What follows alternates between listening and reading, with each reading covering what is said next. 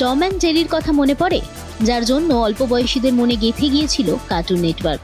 কিন্তু এবার কি পুরোপুরি বন্ধ হয়ে যাচ্ছে ওই জনপ্রিয় টেলিভিশন চ্যানেল? এমনই জল্পনা ছড়িয়েছিল মাইক্রো ব্লগিং প্ল্যাটফর্ম এক্স সহ বিভিন্ন সোশ্যাল মিডিয়া প্ল্যাটফর্মে।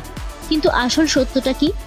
বিভিন্ন সোশ্যাল মিডিয়ায় ট্রেন্ড করার পর জানা গিয়েছে এই কার্টুন নেটওয়ার্ক বন্ধ হচ্ছে না। যে খবর ছড়িয়েছে তা সর্বৈব মিথ্যা, এমনটাই দাবি করেছে বিভিন্ন সংবাদ মাধ্যম। তাহলে কেন এই খবর ছড়িয়ে পড়ল? এক্স হ্যান্ডেলে একটি অ্যাকাউন্ট রয়েছে যার নাম অ্যানিমেশন ওয়ার্কার্স ইগনাইটেড। সেখান থেকে একটি মন্তাজ পোস্ট করা হয়। সেখানে লেখা হয়েছিল কার্টুন নেটওয়ার্ক ইজ ডেড। কেন এই পোস্ট করা হলো?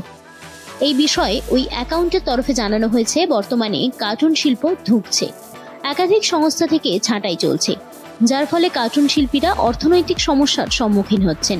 সেই কারণেই এই ভিডিও পোস্ট করা হয়েছিল, যেখানে পুরো কার্টুন ইন্ডাস্ট্রির কথা তুলে ধরা হয়েছে।